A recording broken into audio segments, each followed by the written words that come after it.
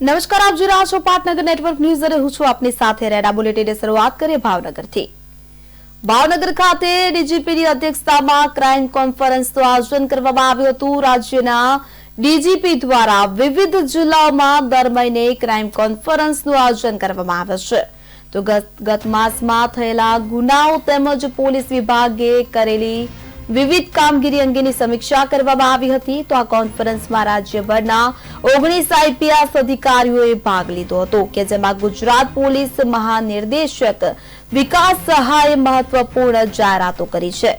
રાજ્યમાં હાઈવે અકસ્માત નિવારવા એક્શન પ્લાન બનાવવામાં આવ્યો છે।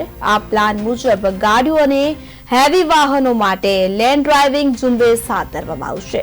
આ ઝુંબેશ અંતર્ગત ટ્રક, ટેન્કર, બસ અને લક્ઝરી બસોના ડ્રાઇવિંગ પર ખાસ ધ્યાન આપવામાં આવશે।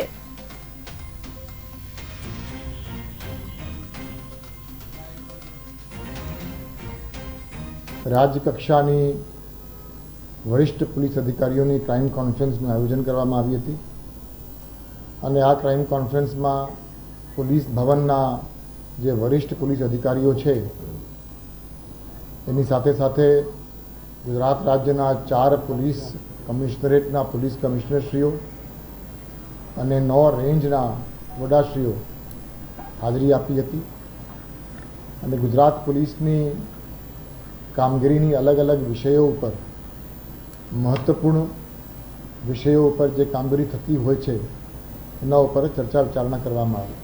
હાઈવે ઉપર જે વાહન અકસ્માતો થાય છે, નેશનલ હાઈવે હોય કે સ્ટેટ હાઈવે હોય, એને અટકાવવા માટે આવતીકાલથી એક ખાસ ઝુંબેશ ચાલુ કરીએ છીએ જેમાં હાઈવે ઉપર ચાલતી ગાડીઓ અને ખાસ કરીને જે હેવી વ્હીકલ્સ છે, જે ટ્રક્સ છે, ટેન્કર્સ છે, બસીસ છે, લક્ઝરી બસીસ છે, એ લોકોને લેન ડ્રાઇવિંગ કરવા માટેનું પણ એક આયોજન દરેક જિલ્લાઓમાં થાય તે અંગે પણ આજે ખૂબ ઊંડાણથી એની ચર્ચા થઈ।